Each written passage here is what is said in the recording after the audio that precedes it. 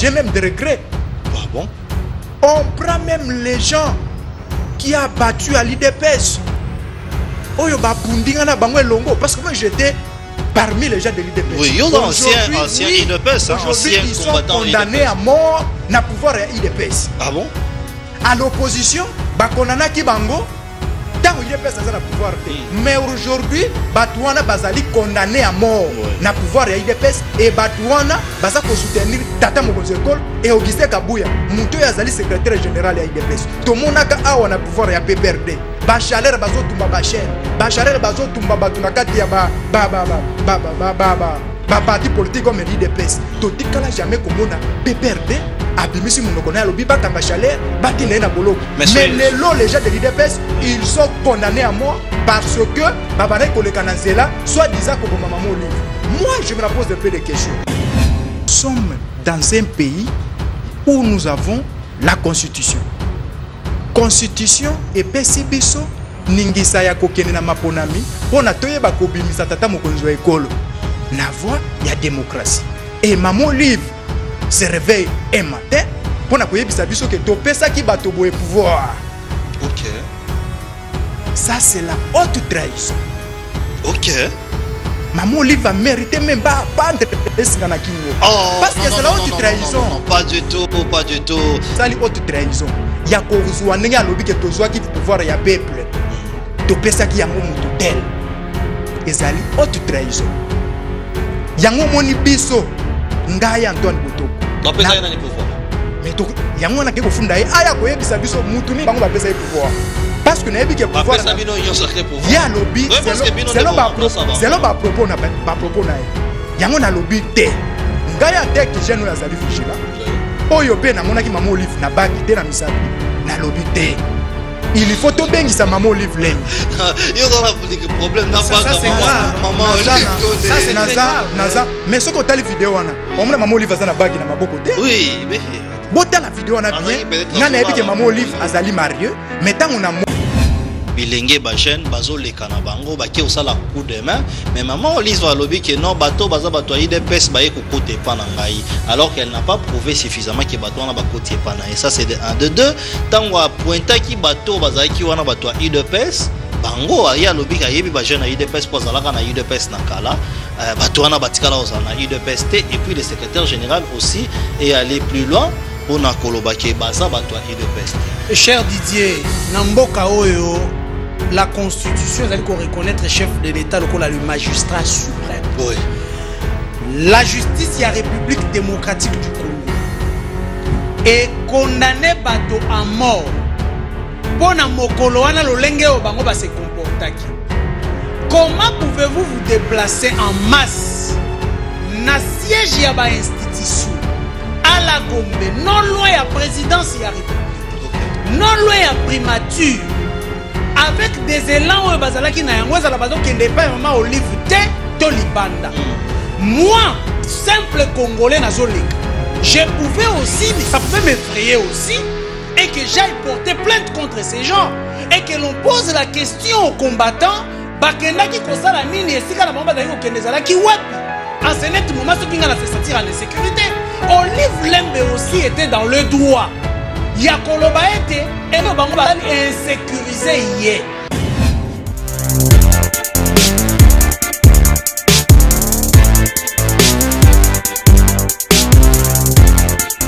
Si nous prenons Augustin Kabouya, oui. Augustin Kabouya, balobaki nae, il faut akoma premier vice-président de l'Assemblée nationale. Oui. Et zalaki elokoye aboyaki. Ici na makambo ya Sénat, moi je croyais que Augustin Kabouya a cause na kati ya Sénat, na ikomon Augustin Kabouya a kene na Sénat a préféré Zalakaka secrétaire général ya IDPS. Okay. Moi je me la pose peu de questions. Oui.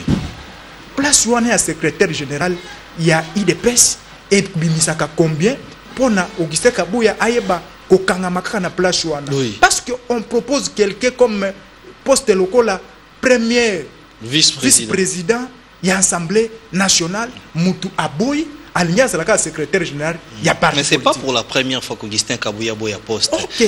Qui proposé ministre dans le gouvernement, il est qui on a Boya qui n'a rien qui a géré parti. Nazakoyo Kabatumoko avant même na mata plateau, Moutumoka lobby, Augustin Kabouya Zali président ya parti, Augustin Kabuya azali secrétaire général ya parti. Mais tango président Félix Tshisekedi asalaki mandat spécial na Jean-Marc Kabundu.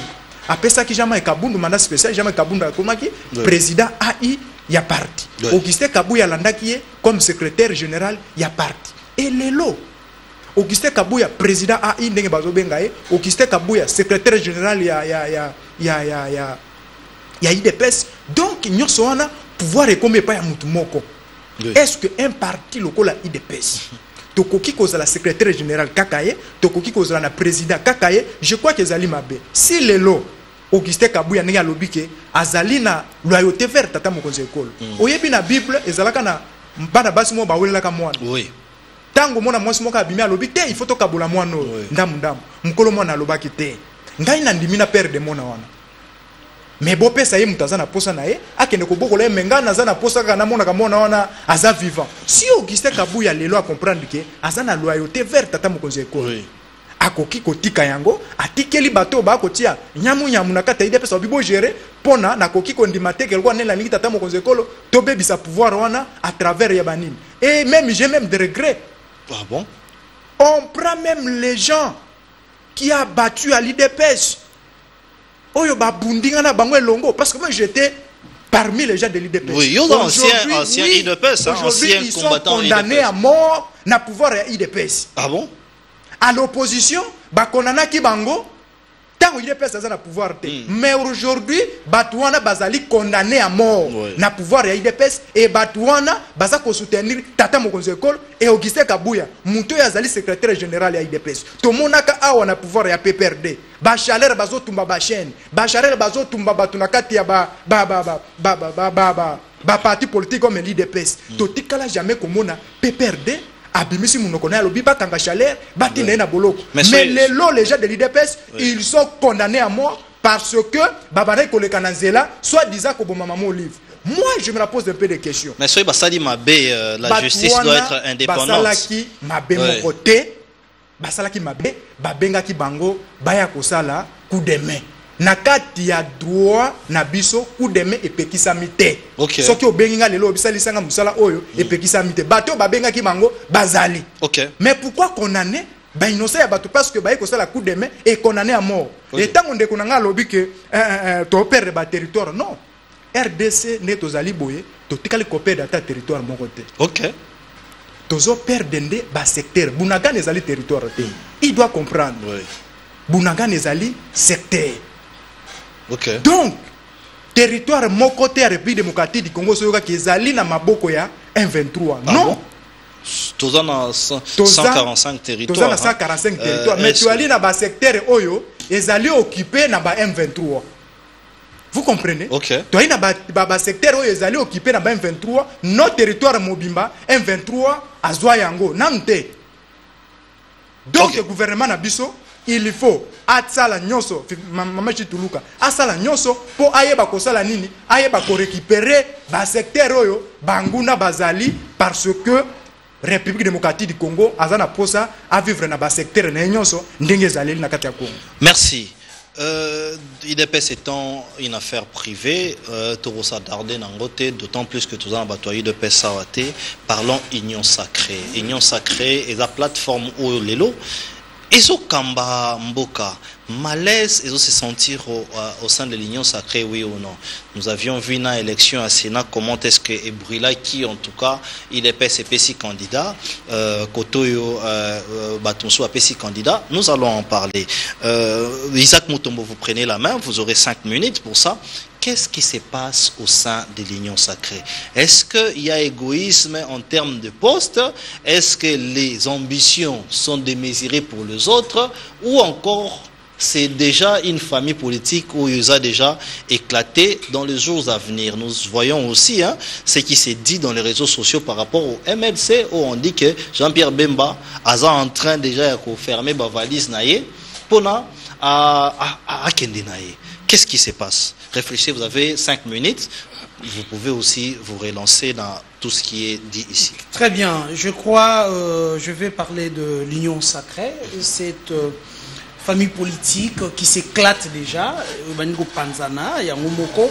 Mais laissez-moi parler, revenir sur ce que M. Botoko a dit. Allez-y. Plainte contre Maman Olive. Vous voyez ce que moi j'appelle la théâtralisation de la classe politique. Si vous me posez la question, il va déposer une plainte contre Maman Olive pour quel aboutissement? Quels sont les griefs? Oh, Yazaliko, charge à Maman Olive, il ne va pas te donner les détails.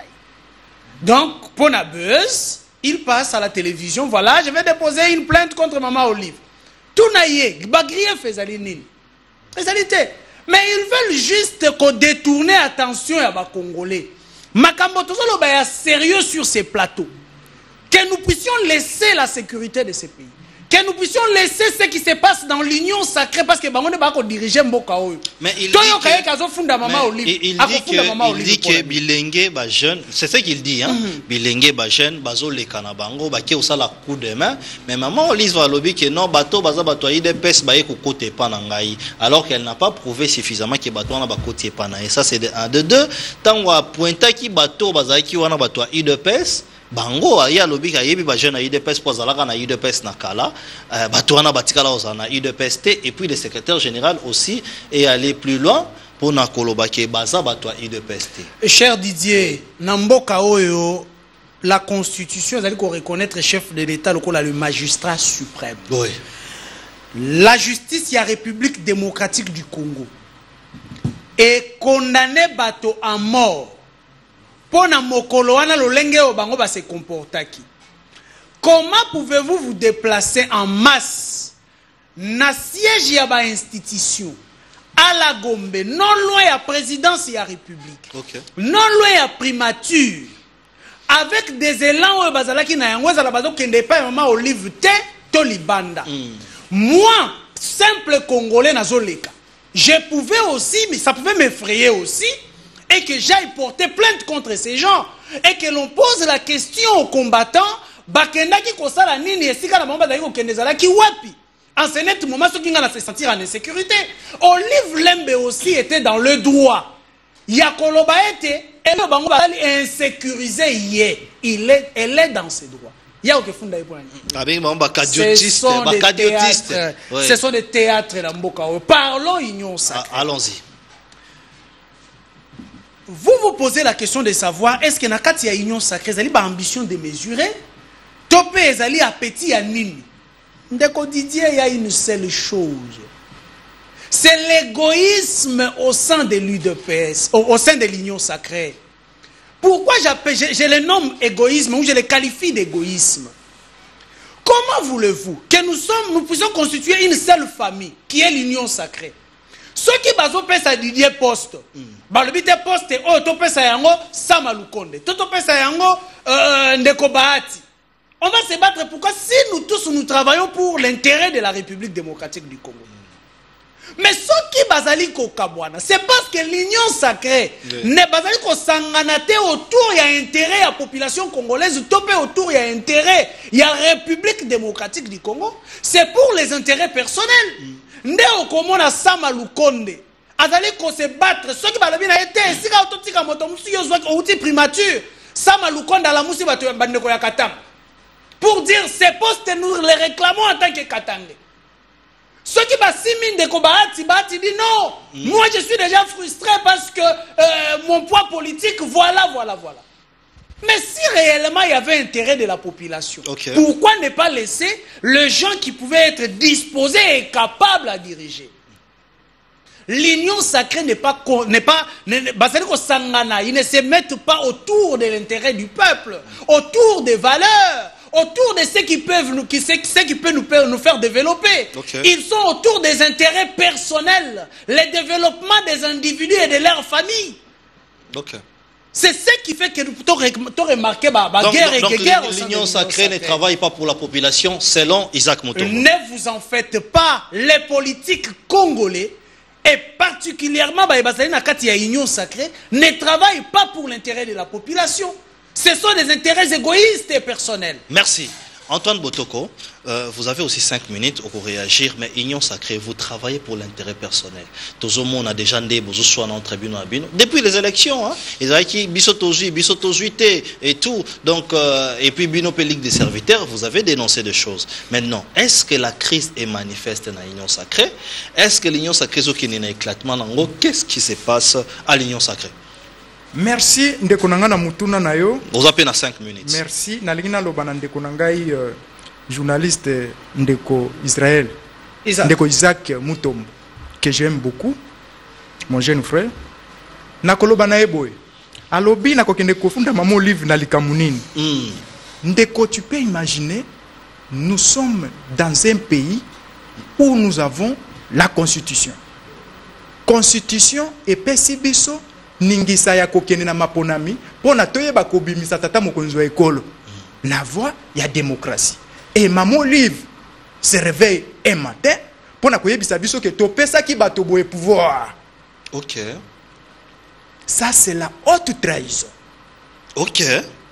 Maman livre va mériter même pas pendre singana kingo. Oh, parce que c'est la haute trahison. Non, pas du tout, pas du tout. Ça on n'accepte pas. On ne fait pas l'apologie à la violence. Ndeko. Pas du tout. Ndeko. Car au sali haute trahison. Il faut retirer parole wana. Bon yo lingina retirer na retirer. Mais tango sali haute trahison. Ya ko zuwa ndenge alobi ke tozwa ki pouvoir ya peuple. To pesa ki yango mutu tel. Ezali haute trahison. Yango moni biso ngaya Antoine Botoko. Ba pesa yana ni pouvoir. Mais to yango na ke ko funda ye aya ko yebisa biso mutu ni bango ba pesa ye pouvoir. Parce que na yebi ke pouvoir na bino Union Sacrée pouvoir. Ya lobby c'est lo ba propos na ba propos na ye. Yango na lobby te. Ngaya te ki jeune ya zali vigilant. Oui. Oyo pe na monaki mama Olive na bagité na misapi na lobby te. Il faut to bengisa mama Olive lem. Yo dans le problème na pas maman Olive. Ça c'est naza. Mais ce que tu as la vidéo wana. On mona mama Olive azana bagi na maboko te. Oui, mais bota la vidéo wana bien. Ngana yebi ke mama Olive azali marié, mais tant on a moni Nathalie na misa ponga Natala kabakonzi. Na moni na bagi te. Na moni ke mama Olive peut-être la lingaki aya ko passer message. Na kati ya message wana a déranger ki pe babengi morale publique. Ah bon? Oui. Oh. Morale publique. Alors, tant que déranger morale publique, c'est comme déjà infraction. Ah, ben infraction, et puis, il y a bateau, il y a veste. Quelqu'un comme le chef de l'État, et il passe dans la télévision, il y a veste. Maman, il va. Ah, c'est moqué na nan. Ah, c'est ta qui moutouté. Comment il y a ça qui pouvoir et pas nan. Donc vous pensez que yango tozana posa na ye akena jita ebisa biso ke pouvoir onga na lobaki nde ya boye.